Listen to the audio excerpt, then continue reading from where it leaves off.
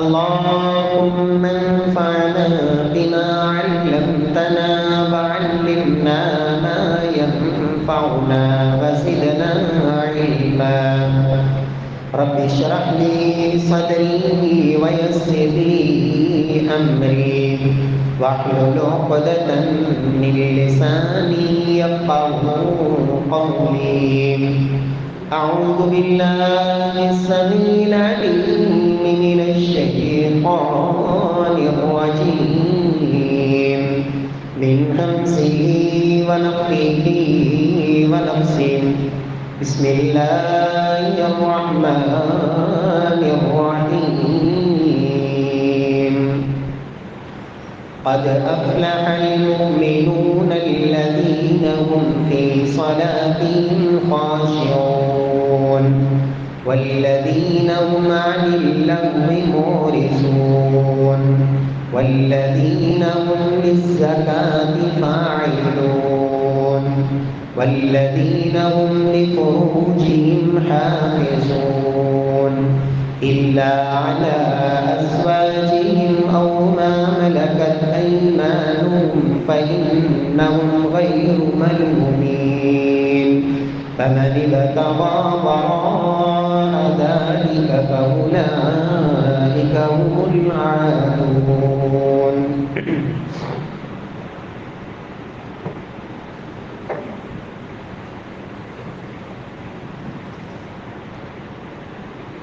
معزز سامعین کرام، محترم بھائیوں، بزرگوں، دوستوں، معززات ماؤں اور بہنوں، قرآن مجید اللہ سبحانہ و تعالیٰ کی وہ عظیم کتاب ہے کہ جس میں رب کائنات فرماتے ہیں کہ میں نے سب کچھ بیان فرما دیا، ساری چیزوں کا تذکرہ کر دیا، یہاں تک کہ اللہ رب العزت نے فرمایا فیہ ذکرکم افلا تعقلون، کہ اس قرآن میں تمہارا تذکرہ بھی موجود ہے، تمہارا ذکر اس قرآن میں موجود ہے. تم مومن ہو تو پھر بھی تمہارا ذکر اس قرآن میں تمہیں مل جائے گا. اگر کوئی کافر ہے تو اس کافر کا چہرہ بھی اس قرآن کے اندر موجود ہے.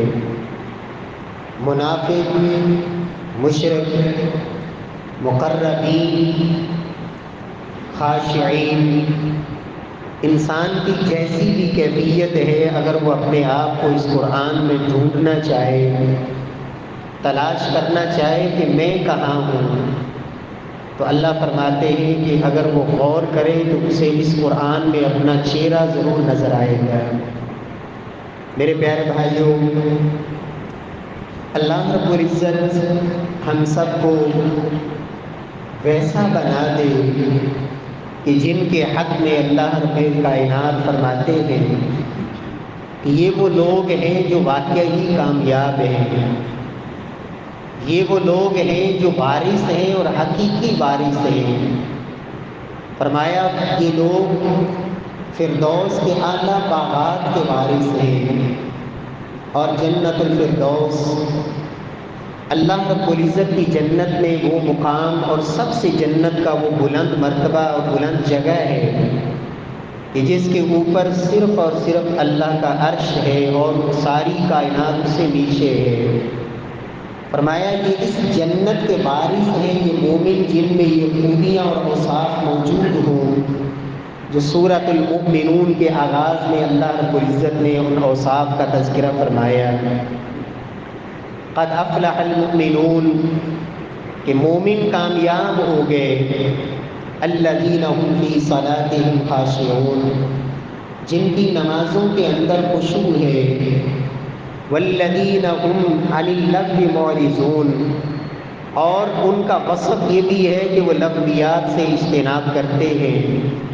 زکوٰۃ کی ادائیگی کرنے والے، اپنی شرمگاہوں کی حفاظت کرنے والے، امانت کی ادائیگی اور عہد اور وعدے کی پاسداری کرنے والے، اپنی نمازوں کی حفاظت کرنے والے، یہ 7 صفات رب کائنات نے ذکر فرمائی کہ یہ مومن ہیں جو واقعہ ہی کامیاب ہیں۔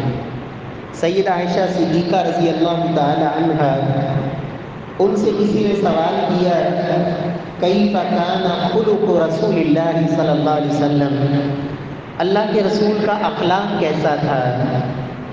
تو سیدہ عائشہ فرماتی ہیں کان خلقہ القرآن، نبی صلی اللہ علیہ وسلم کا اخلاق اللہ کا قرآن ہے۔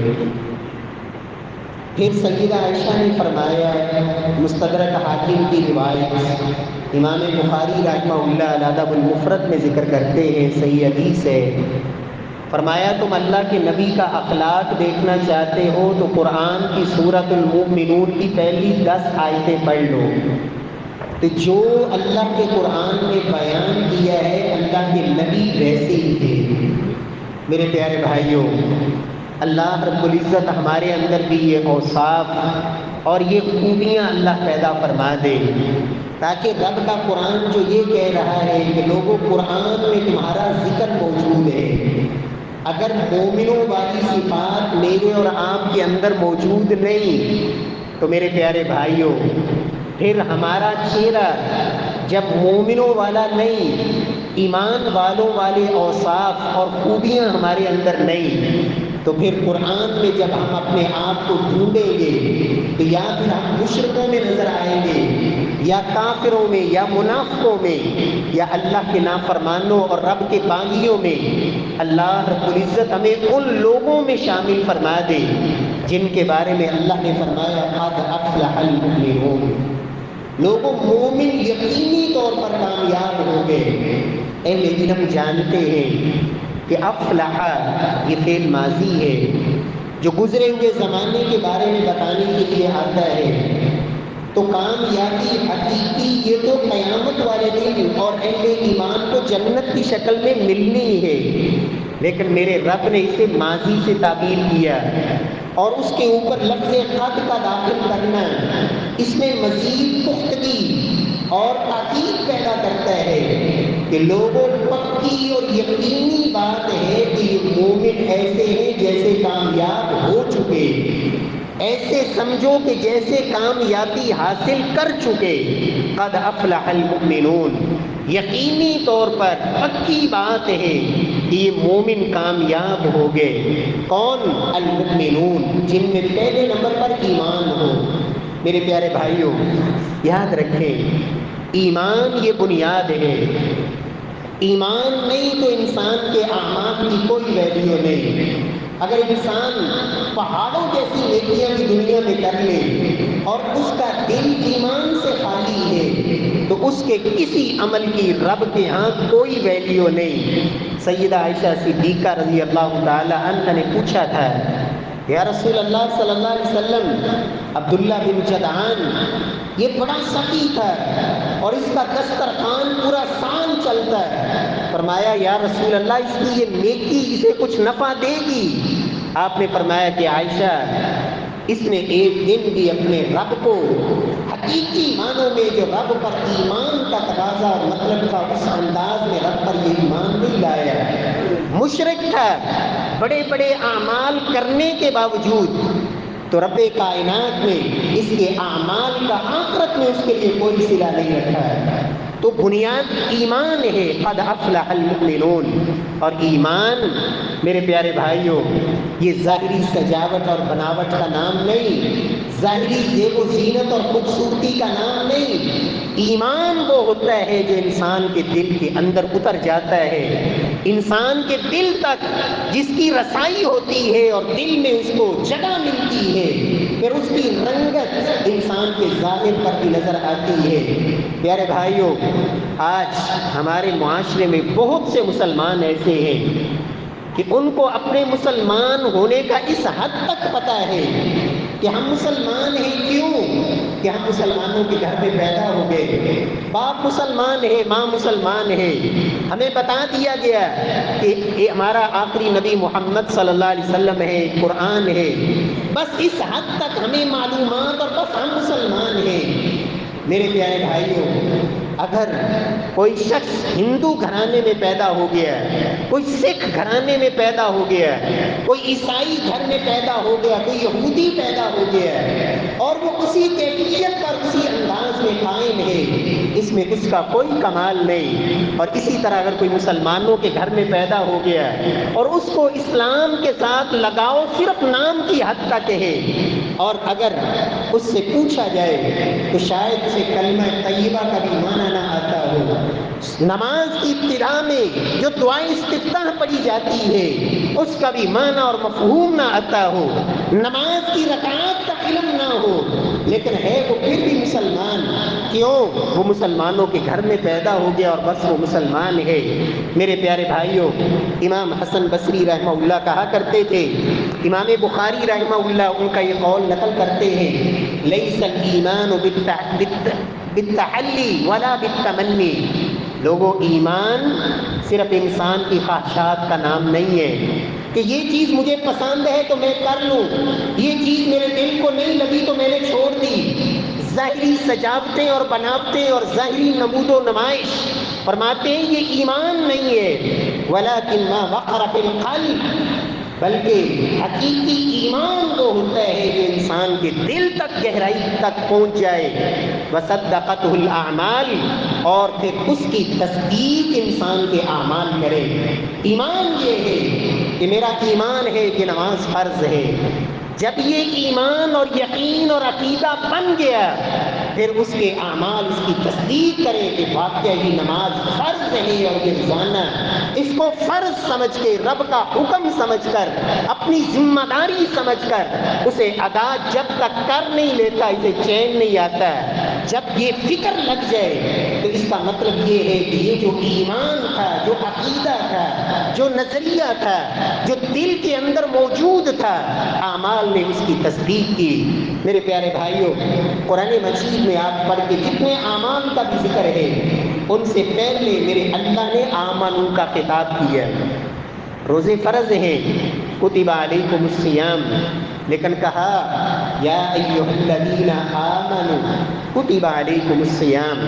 پہلے اپنا ایمان چیک کرو، ایمان ہے تو روزے کی ویلیو ہے، ایمان نہیں ہے تو روزے رکھتے بھی رہو، جب ایمان نہیں ہے تو اس روزے کی کوئی ویلیو نہیں۔ یا ایھا الذین آمنوا اتقوا اللہ حق تقاتی، ایمان والو اللہ سے ڈر جاؤ جس طرح ڈرنے کا حق ہے۔ یہ اتقوا اللہ، اللہ سے ڈرنے کا حکم بھی ہے تو آمنو، ایمان والوں کو، یا ایھا الذین آمنوا اطیعوا اللہ واطیعوا الرسول، اللہ اور اس کے رسول کی اطاعت کرو۔ کون؟ آمنو، ایمان والو۔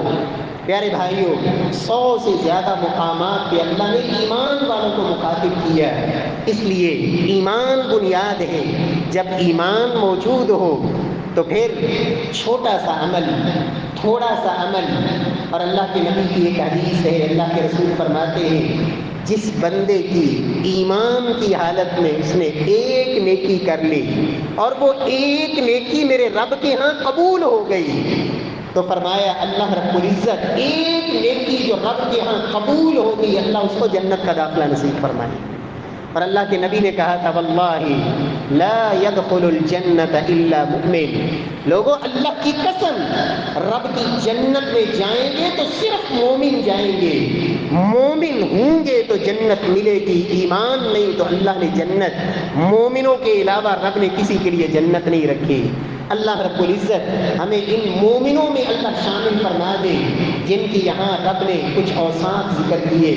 پہلا وصف، اور یہاں میں اور آپ اپنے آپ کو تلاش کیجئے کہ اللہ کہہ رہے ہیں کہ قرآن میں تمہارا ذکر موجود ہے، اگر تو یہ اوصاف میرے اور آپ کے اندر موجود ہیں تو اللہ کا شکر ادا کرے کہ یا اللہ یہ جو تو نے کہا کہ تمہارا ذکر قرآن میں ہے تو یا اللہ میرا بھی تذکرہ یہاں موجود ہے۔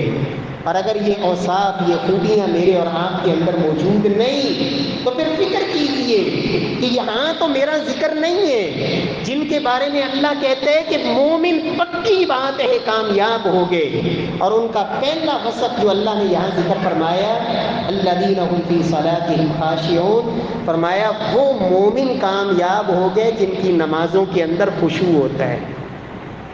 یہ پہلی صفت، خاشعون، نمازوں کے اندر تواضع، عاجزی، تذلل، انکساری، رب کے سامنے جھک جانا، انقیاد، رب کی طرف مکمل توجہ، پتہ ہے کہ میں کہاں کھڑا ہوں، کس کیفیت میں ہوں، کیا کہہ رہا ہوں، اپنے رب سے کیا باتیں ہو رہی ہے، کیا مانگ رہا ہوں۔ خاشعون، فرمایا وہ مومن کامیاب ہو گئے جن کی نمازوں کے اندر خشوع ہے۔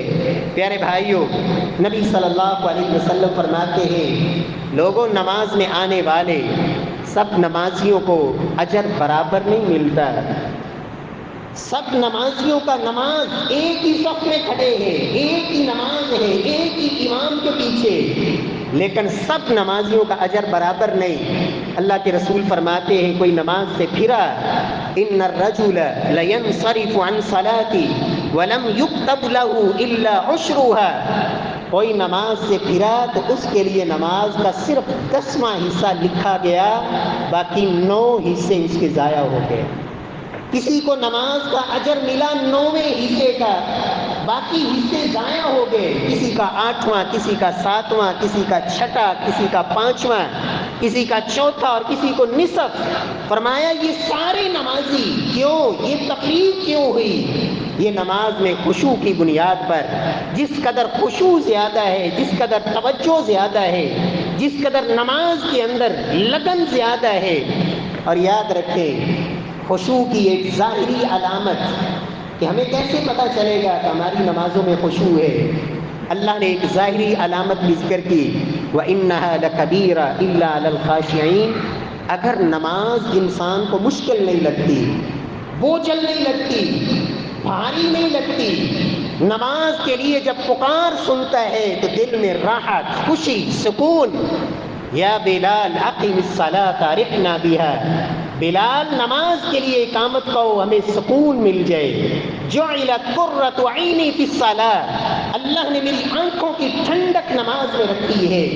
اگر واقعی اذان سن کے نماز کا وقت ہو، انسان کو خوشی ملے، راحت ملے، سکون ملے، اس کے لیے نماز بوجھل نہیں، مصیبت نہیں، یہ بھاری نہیں، جان چھڑانے کے لیے نہیں، بلکہ لگن، شوق، جذبہ۔ رکوع میں ہے تو دل چاہتا ہے اس کو لمبا کر دو، سجدے میں پیشانی رکھی ہے تو دل چاہتا ہے اٹھو ہی نہ، لمبا سجدہ کر دو۔ میرے پیارے بھائیوں، اگر تو یہ کیفیت ہے واقعی، تو اللہ فرماتے ہیں لوگوں یہ نماز بڑا مشکل کام ہے، بڑا بھاری، بڑا مشکل کام ہے، الا علی الخاشعین، لیکن جن کے دلوں میں خشوع ہوتا ہے ان کے لیے کوئی مشکل نہیں، ان کے لیے یہ بڑی آسان، اس لیے کہ ان کو لذت ملتی ہے، سکون ملتا ہے، ان کے غم دور ہوتے ہیں، ان کی تکلیفیں دور ہوتی ہیں۔ پیارے بھائیوں، نبی صلی اللہ علیہ وسلم نے فرمایا، جو بندہ نہ وضو کرے فاحسن الوضوء، خوبصورت وضو کرے، ثم صلی رکعتین، پھر 2 رکعتیں پڑھے، 2 رکعت نماز پڑھ لے، یحسن ذکرہا وخشوعہا، 2 چیزوں کا تذکرہ کیا آپ نے اس نماز میں۔ ایک تو اس نے جو اذکار کیے ہیں، دعائیں کی ہیں، وہ بڑی خوبصورت ذکر کیا، وخشوعہا، اور نماز کے اندر جو خشوع ہے، رب کی طرف توجہ ہے، اللہ کے سامنے جو گریہ زاری اور خشیت ہے، وہ خوبصورت ہے۔ فرمایا یہ 2 رکعت پڑھ کے فارغ ہوتا ہے، اللہ کے نبی فرماتے ہیں ثم استغفر اللہ غفر اللہ لہ، نماز پڑھ کے فرمایا جب یہ فارغ ہوتا ہے تو اللہ اس کی زندگی کے گناہوں کو معاف فرما دیتے ہیں۔ تو گویا کہ ان 2 رکعتوں میں شرطیں 2، فرمایا ایک تو ذکر خوبصورت، دوسرا خشوع خوبصورت، اور ذکر جو اللہ کے نبی نے سکھایا، اللہ کے نبی نے بتایا، وہ دعائیں جو کائنات کے امام نے سکھا دی، سمجھا دی، پڑھا دی، میرے پیارے بھائیوں اس سے خوبصورت ذکر اور دعا اور کوئی نہیں ہو سکتا۔ لیکن المیہ یہ ہے، اللہ رب العزت ہم سب کو ہدایت دے اور معاف فرمائے۔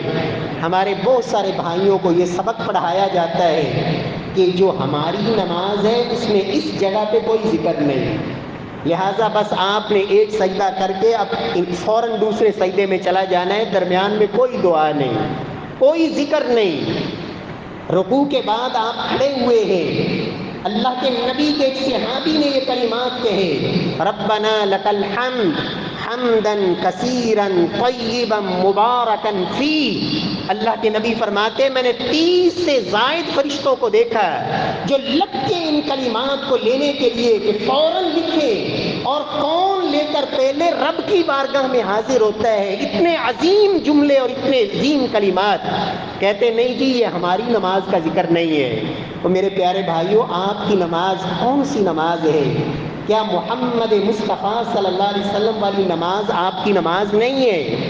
کیا صحیح بخاری جو اصح الکتب بعد کتاب اللہ کے قرآن کے بعد سب سے صحیح ترین کتاب، کیا آپ اس حدیث کی کتاب کو نہیں مانتے؟ اللہ کے نبی کی بات کو کیا آپ تسلیم نہیں کرتے؟ کیسا ایمان ہے، کیسی مسلمانی ہے کہ یہ جی ہماری نماز نہیں ہے۔ او میرے پیارے بھائیوں، یہ کس کی نماز ہے؟ اللہ کے نبی فرما رہے ہیں نماز میں خوبصورت ذکر، خوبصورت خشوع، 2 رکعت پڑھی اور پڑھ کے جب فارغ ہوا تو اللہ نے سارے گناہ معاف فرما دیے۔ ایک حدیث میں یہ لفظ بھی ہے، اللہ کے رسول صلی اللہ علیہ وسلم فرماتے ہیں کوئی بندہ 2 رکعت نماز پڑھتا ہے وَهُوَ يَعْلَمُ مَا يَقُولُ، شرط یہ ہے کہ اسے پتہ ہو کہ اس نے نماز میں کیا کہا۔ وَهُوَ يَعْلَمُ مَا يَقُولُ، نماز میں کیا کہا اس کا اسے پتہ ہو، علم ہو۔ فرمایا جب نماز پڑھ کے فارغ ہوتا ہے کَیَوْمٍ وَلَدَتْهُ أُمُّهُ، گناہوں سے ایسے صاف ہو جاتا ہے جیسے اس کی ماں نے اسے آج جنم دیا ہے، جیسے دنیا میں آیا تھا تو جسم پہ کوئی گناہ نہیں تھا۔ فرمایا 2 رکعت پڑھ کے فارغ ہوا اور گناہوں سے ایسے صاف ہو گیا اور دھو ڈالا گیا جیسے آج ہی ماں نے جنم دیا۔ لیکن شرط یہ ہے وَهُوَ يَعْلَمُ مَا يَقُولُ، اسے پتہ ہو کہ وہ نماز میں کہہ کیا رہا ہے اور اسے علم ہو نماز کے بارے میں۔ پیارے بھائیو، اس کے 2 معنی اہل علم نے کیے۔ پہلا مطلب یہ ہے کہ اسے پتہ ہو کہ میں نماز میں کہاں ہوں، قیام میں کھڑا ہے تو اسے پتہ ہو کہ میں اب قیام میں ہوں، رکوع میں ہے تو اسے پتہ ہو کہ اب میں رب کے سامنے جھکا ہوا ہوں، میرے اعضاء اللہ کے سامنے جھکے ہوئے ہیں۔ جب سجدے میں پڑا ہے تو اس کو پتہ ہو کہ اب میں سجدے میں ہوں۔ اقرب ما یکون العبد من ربہ وہو ساجد، سب سے زیادہ انسان اللہ کے قریب ہوتا ہے جب سجدے میں ہو۔ جب تشہد میں بیٹھا ہو تو اسے پتہ ہو کہ میں تشہد میں ہوں، یہ نہیں کہ نماز شروع کی تھی اور سلام پھیر دیا اور پوری نماز میں سارے علاقے کی سیر تو کر لی، دکانوں کے حسابات تو کر لیے، اپنے تمام معاملات کو تو سدھار لیا، لیکن کوئی خبر نہیں رہی کہ کب رکوع میں تھا، کب سجدے میں تھا، کب قیام میں تھا، کب تشہد میں تھا، کس وقت کس کیفیت میں تھا، اس کا کوئی خبر نہیں اور کوئی پتہ نہیں۔ پیارے بھائیوں، اور دوسرا اس کا معنی یہ ہے کہ انسان جو زبان سے کہہ رہا ہے اس کا اسے پتہ ہو کہ میں کیا کہہ رہا ہوں، میں کیا کہہ رہا ہوں، اسے نماز کے معانی، مفاہیم، ترجمہ اس پر غور کرے کہ میں اللہ سے کیا باتیں کر رہا ہوں، رب سے کیا میری گفتگو ہو رہی ہے۔ قیام میں کھڑا ہے اور اس کو خبر ہی نہیں، ایک ہی سانس میں سورۃ الفاتحہ پڑھ گیا، اور آج لوگوں نے یہ بھی فن بنایا ہوا ہے، رمضان میں ایسے تحفے ملتے ہیں کہ بس الحمدللہ کا پتہ چلتا ہے اور وَلَضَّالِّينَ پہ وقت کا پتہ چلتا ہے، کوئی خبر ہی نہیں کیا کہا۔ حالانکہ یہ وہ صورت ہے، ایک آیت آپ نے پڑھی، اللہ کے نبی کی قرات کا طریقہ بھی صحابہ نے بیان کیا، الحمدللہ رب العالمین ثم یقف، اللہ کے نبی ایک آیت پڑھ کے وقف کرتے اور اللہ کے نبی فرماتے جب بندہ یہ کہتا ہے تو میرا اللہ عرش بری سے جواب دیتے ہیں، حمیدنی عبدی، میرے بندے نے میری تعریف کی۔ بندہ کہتا ہے الرحمن الرحیم، اللہ فرماتے ہیں اثنى علی عبدی، میرے بندے نے میری ثنا کی۔ بندہ کہتا ہے مالک یوم الدین، اللہ فرماتے ہیں مجدنی عبدی، میرے بندے نے میری کبریائی اور بزرگی کا اعتراف اور اقرار کیا۔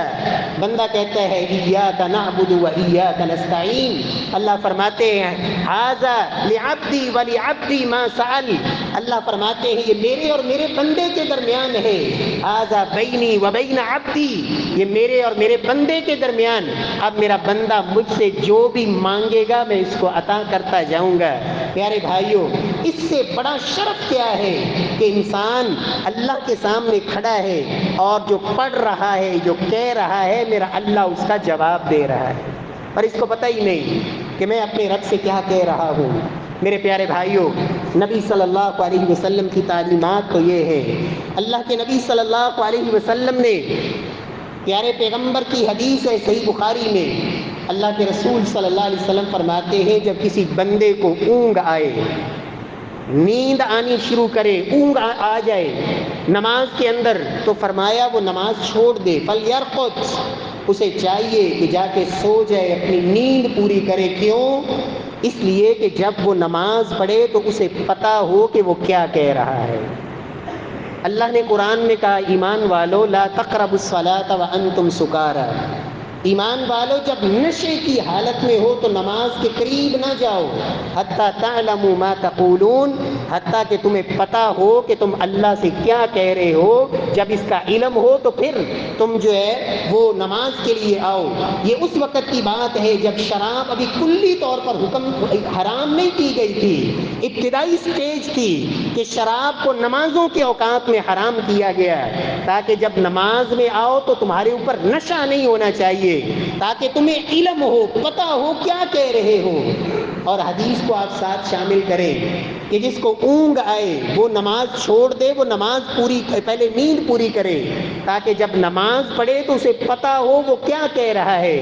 ایمانداری سے بتائیں، جو بندہ 20 سال سے نمازیں تو پڑھ رہا ہے لیکن اسے نہیں پتا کہ وہ نماز میں کیا کہہ رہا ہے، وہ یا تو نشے والے نمازی کی طرح ہے جو نشے میں نماز پڑھ رہا ہے، یا اونگنے والے کی طرح ہے جو اونگ کر نمازیں پڑھ رہا ہے، اسے پتہ ہی نہیں۔ اس لیے میرے پیارے بھائیوں، سب سے پہلی ذمہ داری اگر ہم واقعی چاہتے ہیں کہ اللہ ہمیں ان مومنوں میں شامل کر دے، قد افلح المؤمنون الذین هم فی صلاتهم خاشعون، جن کے بارے میں اللہ نے کامیابی کی گارنٹی دی، اور میں چاہتا ہوں کہ میں ان مومنوں میں شامل ہو جاؤں، تو ان کا پہلا وصف اللہ نے یہ ذکر کیا کہ ان کی نمازوں میں غفلت نہیں ہوتی، ان کی نمازوں میں خشوع ہوتا ہے، اور خشوع میں اسے پتہ ہو کہ میں کیا کہہ رہا ہوں۔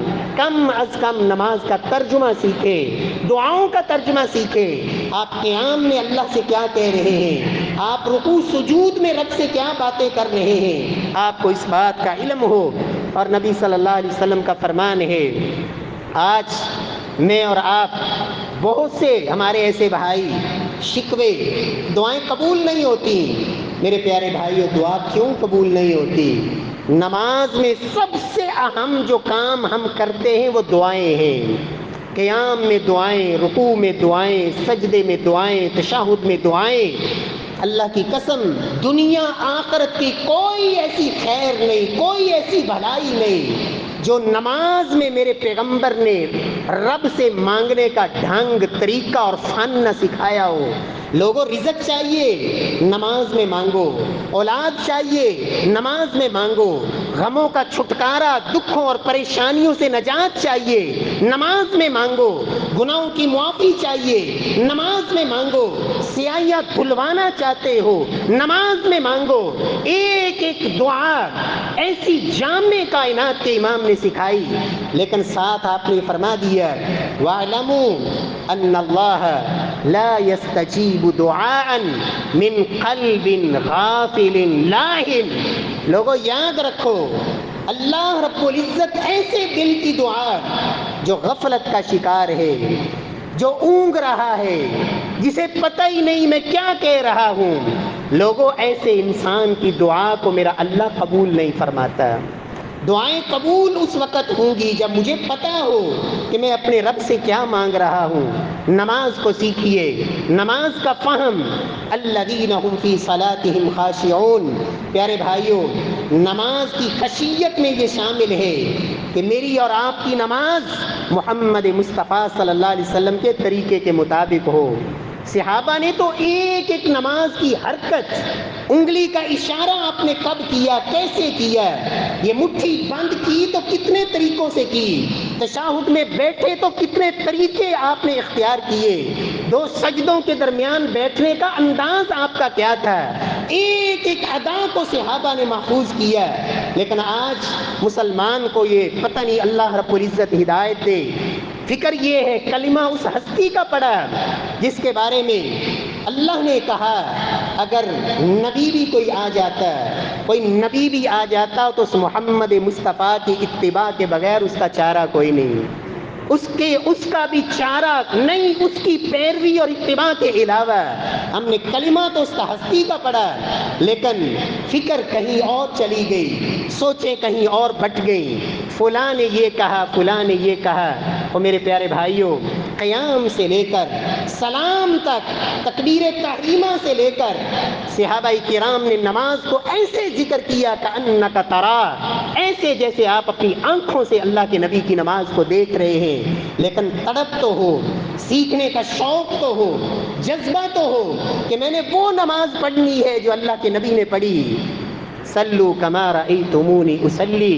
اور اگر وہ نماز نہیں تو میرے پیارے بھائیوں پھر صحابی بھی ہو، نماز ایک دفعہ نہیں 3 دفعہ بھی پڑھے، اور عام مسجد میں نہیں، مسجد نبوی میں بھی پڑھے، تو اللہ کے نبی کہہ رہے ہیں ارجع فصلی فإنک لم تصلی، نماز پڑھ، تو نے نماز پڑھی ہی نہیں۔ صحابی نے نماز پڑھی، اللہ کے نبی کی نظروں کے سامنے پڑھی۔ کیا نہیں تھا اس نماز میں؟ قیام نہیں تھا، قیام بھی تھا، رکوع نہیں تھا، رکوع بھی تھا، سجدہ نہیں تھا، سجدہ بھی تھا، نہیں تھا تو اعتدال نہیں تھا، اطمینان نہیں تھا، سکون نہیں تھا۔ اللہ کے نبی نے جب اس صحابی کو نماز سکھائی، فرمایا جب رکوع کرے فاطمئن راکعا، اطمینان سے رکوع کر، پوری کمر اور سر برابر ہو جائے، ہاتھوں کی کیفیت بھی سکھائی، جب رکوع کے بعد کھڑا ہو اطمینان سے کھڑا ہو جائے، حتیٰ کہ ہر ہڈی اپنی جگہ پہ پلٹ جائے، سکون اور اطمینان۔ یہ ٹھونگوں والی نماز، یہ جلدی جلدی، نہ رکوع میں سکون، نہ سجدے میں سکون۔ میرے پیارے بھائیوں، اللہ کے نبی کی یہ نماز نہیں تھی۔ اللہ نے کہا لوگوں، مومن کامیاب ہو گئے جن کی نمازوں میں خشوع۔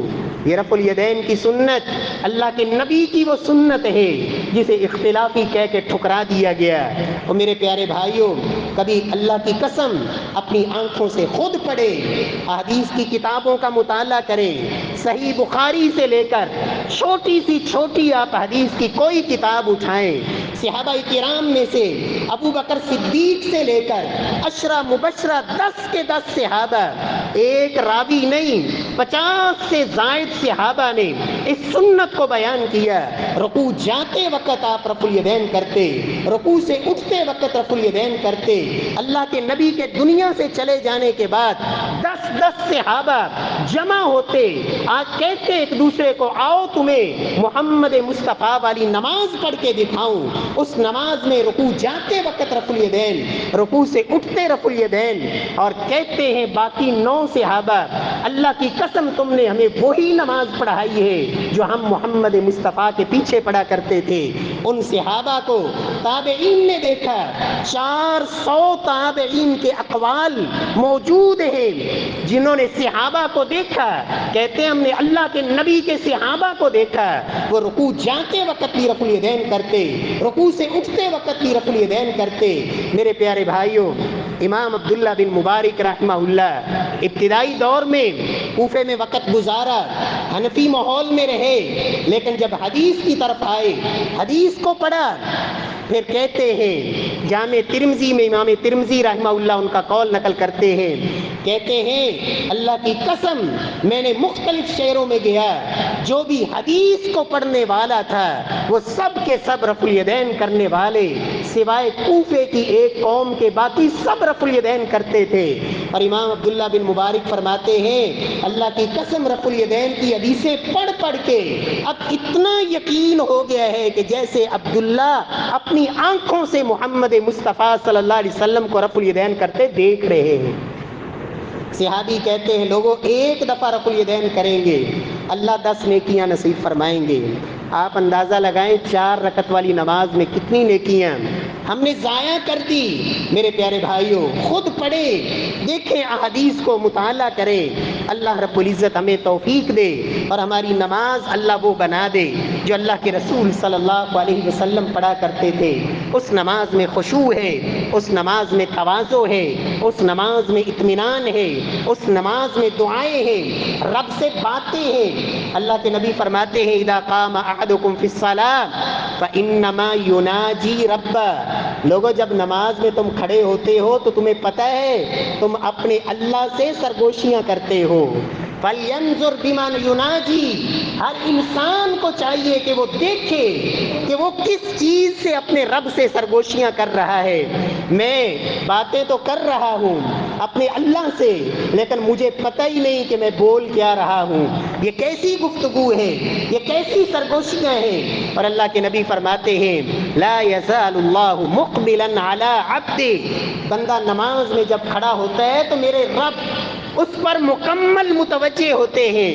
اور ایک حدیث میں تو یہاں تک ہے کہ اللہ اس کے سامنے ہوتے ہیں۔ اللہ کے نبی نے اسی لیے فرمایا لوگوں، نماز میں ادھر ادھر مت جھانکو، یہ جو تم آنکھوں سے ادھر ادھر جھانکو گے فَإِنَّمَا هُوَ اخْتِلَاسٌ يَخْتَلِسُهُ الشَّيْطَانُ مِنْ صَلَاةِ الْعَبْدِ، جب نماز میں تم نے ادھر ادھر جھانکا تو یہ تمہاری نماز کا وہ حصہ ہے جو شیطان نے اچک لیا۔ شیطان تو چاہتا ہے تمہارے اجر میں کمی کرے۔ اللہ کے نبی صلی اللہ علیہ وسلم نے لومڑ کی طرح نماز میں ادھر ادھر جھانکنے سے منع کیا کہ کبھی پاؤں پہ نظر، کبھی سجدے والی جگہ پہ نظر، کبھی سامنے نظر، کبھی ادھر جھانک رہا ہے، کبھی ادھر جھانک رہا ہے۔ اللہ کو ایسی نماز پسند نہیں۔ میرے پیارے بھائیوں، جب رب کے سامنے کھڑے ہوں، کبھی آپ نے کسی سپاہی کو دیکھا ہو، کسی عام شخص کو جو اپنے افسر کے سامنے، کبھی ہوا ہے کہ افسر سامنے کھڑا ہے اور وہ کبھی ادھر توجہ کبھی ادھر توجہ، وہ اس سے باتیں تو کر رہا ہے لیکن اس کو پتہ ہی نہیں زبان سے کیا بول رہا ہے، گھنٹہ اس سے گفتگو چل رہی ہے، کوئی خبر نہیں میں نے کیا کہا، کیا مانگا، کیا بات کی۔ میرے پیارے بھائیوں، اس خشوع کو باقی رکھنے کے لیے اللہ کے رسول نے تو یہاں تک کہا لوگوں، جب کھانا حاضر ہو، تمہاری توجہ اس کھانے کی طرف جا سکتی ہے تو پہلے کھانا کھا لو، نماز پھر پڑھو۔ نماز میں آؤ تو تمہیں حاجت نہیں ہونی چاہیے چھوٹے بڑے پیشاب کی، اس لیے کہ اگر یہ حاجت ہوگی تو توجہ ادھر چلی جائے گی، ذہنی طور پہ فارغ ہو کے پرسکون ہو کے، اس لیے کہ رب سے باتیں کرنی ہے، اللہ کے سامنے کھڑے ہونا ہے۔ رب کائنات ہمیں توفیق نصیب فرمائے، ہماری نمازوں میں اللہ خشوع پیدا فرمائے۔ یہ پہلا وصف تھا ان مومنوں کا جن کے بارے میں اللہ نے گارنٹی سے کہا قد افلح المؤمنون الذین هم فی صلاتهم خاشعون۔ کیسی نمازیں! آج میری اور آپ کی نماز، ہاتھ کہاں جا رہا ہے؟ کبھی داڑھی میں، کبھی سر کے بالوں میں، کبھی کپڑے درست کرنے میں، سنبھالنے میں، کبھی ادھر ادھر جھانکنے میں اور دیکھنے میں، کبھی سامنے نظر، کبھی سجدے والی جگہ پہ۔ میرے پیارے بھائیوں، اللہ کے نبی جب نماز میں کھڑے ہوتے، صحابہ کہتے ہیں سینے سے ایسے رونے کی آوازیں آتی جس طرح ہنڈیا کے ابلنے کی آوازیں آتی ہیں۔ صحابہ کرام جب نماز میں کھڑے ہوتے، قرآن پڑھتے، معنی پہ غور ہوتا، رب سے باتیں ہو رہی ہے، دشمن تیر مارتا، ایک ایک نہیں تین تین تیر لگتے، جسم سے تیر نکال کے پھینکتے، خون بہ رہا ہے، نماز پھر بھی جاری۔ کہا جو لذت نماز میں تھی دشمن کے تیروں سے تکلیف نہیں ہوئی۔ سلف میں تو وہ واقعات بھی موجود ہیں جب طبیبوں نے کہا تمہاری ٹانگ کاٹنی پڑے گی، اس لیے نشہ دینا پڑے گا، کہا نشے کی ضرورت نہیں، میں نماز شروع کرتا ہوں، تم اپنا کام شروع کر دینا۔ 2 رکعت نماز پڑھ کے فارغ ہوئے عروہ بن زبیر، ٹانگ کٹ چکی ہے، کہا اللہ تیرا شکر ہے کہ تو نے یہ نماز کی توفیق دی اور نماز میں یہ توجہ، ٹانگ کٹ گئی، عروہ کو خبر نہیں ہوئی، اسی ٹانگ کو پکڑا، مخاطب کیا اور کہا اے میری ٹانگ تو مجھ سے پہلے رب کے پاس جا رہی ہے، لیکن عروہ کہ یہ اللہ کی بارگاہ میں یہ گواہی دینا کہ تجھ سے اگر عروہ زندگی میں کبھی چل کے گیا ہے تو خیر کی طرف، اللہ کی فرما برداری والے کام کی طرف، تجھ سے عروہ کبھی نافرمانی اور شیطان کی رضا والے کام کی طرف کبھی چل کے نہیں گیا۔